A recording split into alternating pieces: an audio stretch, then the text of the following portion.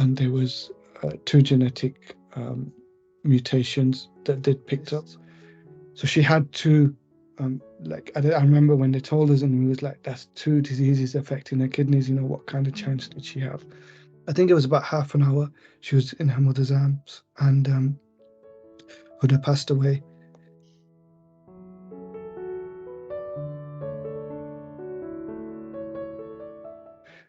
Our story starts back in 2007, so it was a few years after our marriage, and we were living in Ireland at the time. I was working in Ireland, and we it was a few years after our marriage. We was expecting our first child, so we was excited. It was our first pregnancy, and Hina had her 12-week scan in Ireland, which was all fine. And then she wanted to go to Pakistan to visit her mother, her family in Pakistan. Whilst in Pakistan, Hina's mother's friend's a gynecologist, and she offered to do a scan for us. It was around 16 weeks at the time, and she did a scan but in that scan she told us that, you know, something doesn't look right. There's not enough fluid in Hina's tummy, in the womb, and that the child looks like she's got cysts on her kidneys. But then Hina, she did call me from Pakistan, and told me the diagnosis.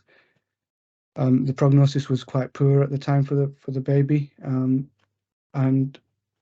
Hina was still in Pakistan, so we was away from each other, and it was quite difficult. And once Hina returned to Ireland, she had some tests here. They did some tests, in Ireland, and they kind of confirmed what the doctors in Pakistan had seen, that, you know, there are cysts on the kidney. There's not enough fluid in Hina's womb, amniotic fluid. So when Hina was around 34 weeks pregnant, it was a weekend, Saturday morning, as she went into labour. So we went into hospital around 2 o'clock in the afternoon, and then she had a pregnancy. Obviously the baby was born around 11:30, and the doctors took her straight away. It was a lovely baby girl. The doctors took her straight away to do some tests to see how well, you know, if she progressed. But then they came back quite quickly and said, you know, her lungs have not grown, and it's unlikely for her to survive. So we had family attend, because they knew the prognosis might be poor, and everyone got to sit with her for a bit. But after then we sat in a room quietly. After about 6 hours, she passed away in her mother's arm. So that was, you know, our first child. The doctors did do they did at the time try to do some genetic tests. They suspected it was ARPKD, which is a kidney, you know, cysts on the kidney and not enough amniotic fluid.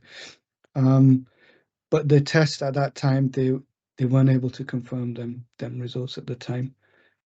So that was our first child, and in a way we were fortunate that her mum's friend picked it up, you know, because otherwise we wouldn't have had a second scan, and we wouldn't have known about it, and, you know, the baby would have been delivered in Ireland. We wouldn't have had family or anything. So we were fortunate that scan did happen, and we got to spend some time.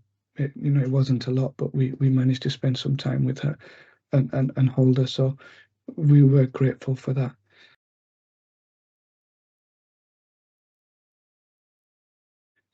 What we decided, we did see a doctor private. We took some private consultation with a doctor from London. He prescribed some medicine to take at the start of the pregnancy, because the pregnancies weren't getting to 12 weeks or past 12 weeks. And using them, then we had a pregnancy. But again, because we'd had a lot of miscarriages, like from our perspective, we was very apprehensive, and, you know, it wasn't like we were going to go out like parents would do and look for you know, push chairs and cribs and cots. It was all the way through the pregnancy. We, you know, the hospital, we had extra tests. I remember with all the miscarriages, Hina would kind of get a feeling that something was wrong, and she would know. And we had that with this as well at one point. And we our GP helped us. He's a family friend, and the one of the clinics at the hospital, and they got us a scan, and that scan came out clear, and it was a relief. But that was quite early on. I think it was about 12, 10, 12, 9 weeks. It was that was very early on as well. She was born, that baby was born 37 weeks with an operation. She was born on a Friday lunchtime. For Muslims, that Friday lunchtime is like the Friday prayer time. So she was born at that time. When she was actually born, and we heard her cry for the first time, but me and Hina both, it was like a relief. And we both cried with joy at that time as well when she was born. And we did thank the hospital, because I don't think they realise how much it meant to us. And yeah, thankfully she's healthy now, growing up, and yeah, she's a joy of our life.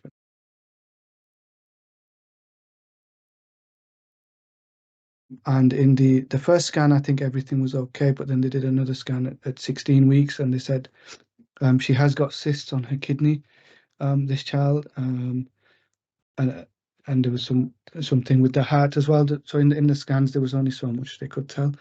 So this was our local hospital, and but what happened this time was, previously when our first child, we named her Jannat, she had cysts on her kidneys. There was no amniotic fluid, but this time round it was the opposite. So there was cysts on the kidneys, but there was too much amniotic fluid. So again, the prognosis was poor. The local hospital, you know, they made that quite clear from their side, and there wasn't much they could do.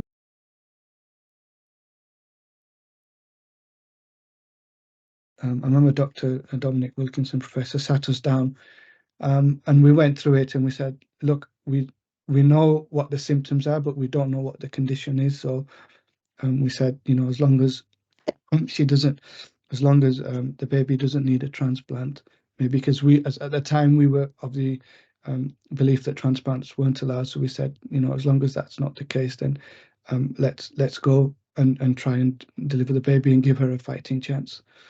I remember that conversation.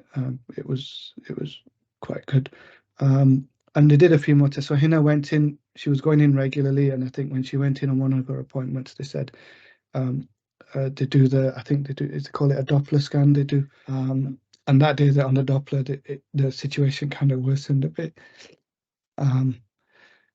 So then the hospital said, look, we need to do the delivery now, pretty much straight away. Yeah, it was quite urgent. So I remember at that point I couldn't speak to family, so we sent messages, and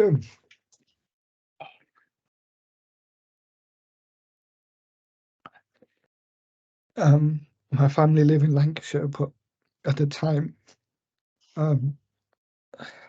my parents and siblings, they drove down to Oxford as well that night. So we had the delivery, and C-section. Yeah, it was a C-section.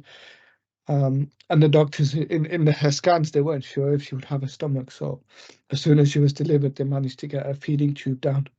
So that was quite good. And when they got the feeding tube down, then they took her into ICU.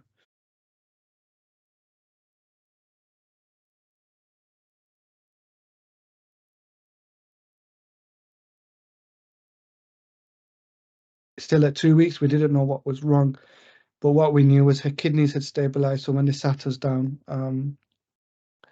and they said, her kidney stabilized maybe till she's about 7, 8 years old. That's when we'll need to look at anything further. They did say that, she would need a transplant. And I remember that day when I came back home, I was speaking to he's a Muslim scholar, but he teaches ethics at Cardiff University as well.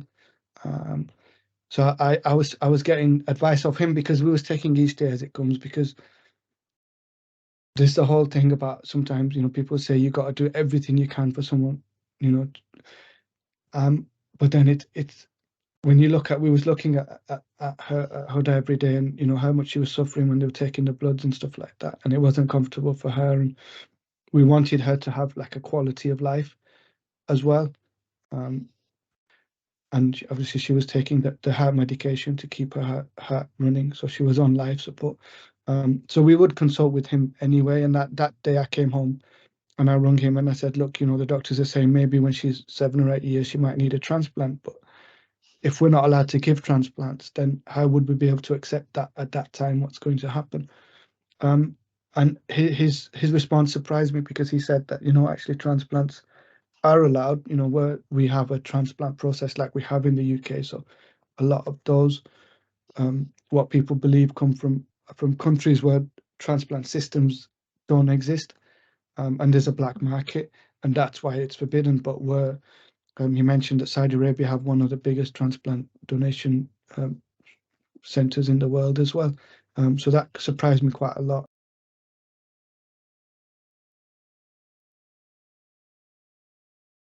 In her ultrasounds, they said that there might be issues with her brain, and they were trying to get an MRI done for that. It took a few days, but I remember, we discussed it with Hina, and we said, if it's going to affect her quality of life, and if she's not going to be able to feel happiness and joy, then depending on that result, then maybe we won't, continue. It won't be fair to continue with treatment. Thankfully, that came back fine, the MRI. It is a very stressful time, and especially when you're seeing your child suffer as well. It is, I think, probably aged us both about 5 or 6 years, and it has an impact on your family as well, because obviously while we're in the hospital, they're supporting. Hiba needed her support as well, and they try and support us. So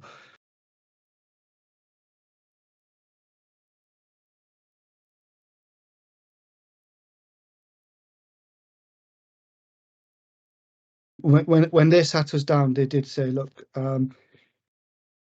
it's likely that we can work on the hearts, we can work on the kidneys. Obviously, we'd have to do it one at a time, and to work on one, then the other has to be healthy as well. Right. And then the other thing is, with multiple conditions, is going to need multiple transplants as well.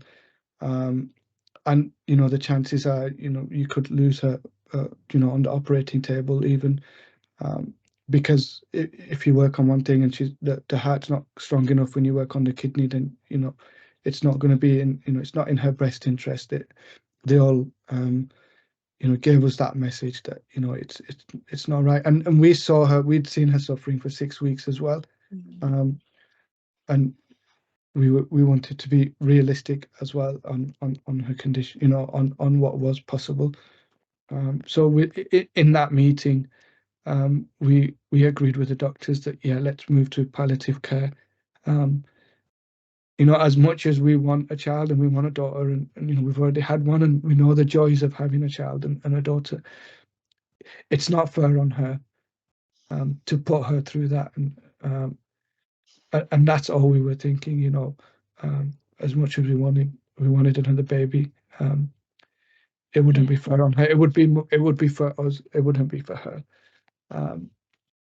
And so that's why we agreed with the doctors to put her on palliative care. So that was the Friday.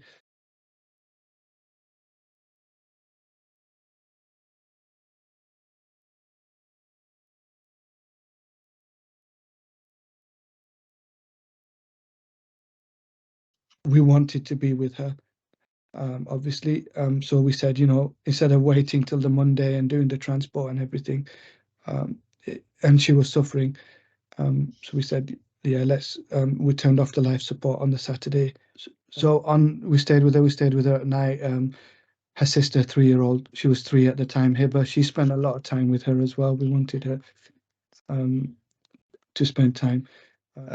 They have like an apartment within the hospital, and it's just more comfortable. So you're not in the rooms with all the machines and things like that. But obviously that was only available till the end of the day, 5:30. But they offered us, if that we can go down into the apartment somewhere where we're more comfortable. It was more peaceful. So we went down to the apartment. And I think it was about half an hour. She was in her mother's arms, and Huda passed away.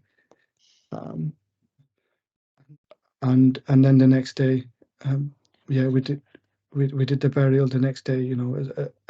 As early as possible. And before the burial, she spent, her little sister held her as well. So she throughout the whole 6 weeks, we wanted her to create those memories. Yeah, and we told her she's gone to sleep and she's going to a better place now and she's not suffering.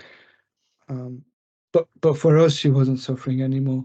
And that was it. There's always did we do the right thing or did we not? Should we have continued with treatment? But she was, as Hina mentioned, she was very, very yellow at the time and she was suffering, and her liver numbers. Very unwell. Yeah. And if we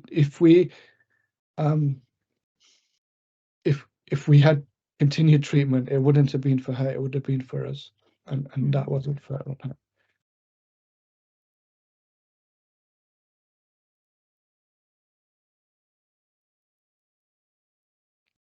And when they invited us in, they mentioned two conditions that Huda had at the time. Yeah, the first was a mutation in the ANKS6 gene, which causes a condition of nephronophthisis, if I pronounce that correctly, which is like a cystic kidney disease, but that also affects the heart and the liver. And I think that explained most of Huda's conditions at that time. But she also had a second mutation in it's called a BNST gene, which causes a condition called Bartter syndrome, which affects the kidney again, that causes kidney cysts. So she had two, I remember when they told us, and we was like, that's two diseases affecting her kidneys, what kind of chance did she have? And the Bartter syndrome actually caused deafness as well, which is something that Huda's mother, Hina, she suspected throughout, because she remembers, she would talk to her, and she wouldn't get that response that she would expect or play to her or loud sounds.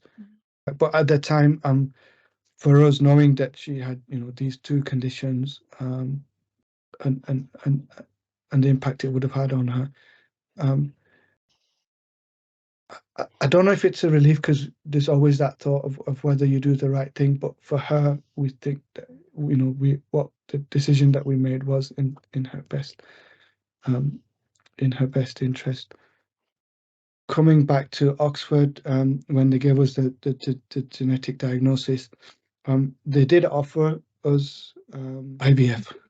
IVF. So they said, yeah, PGD. Yeah.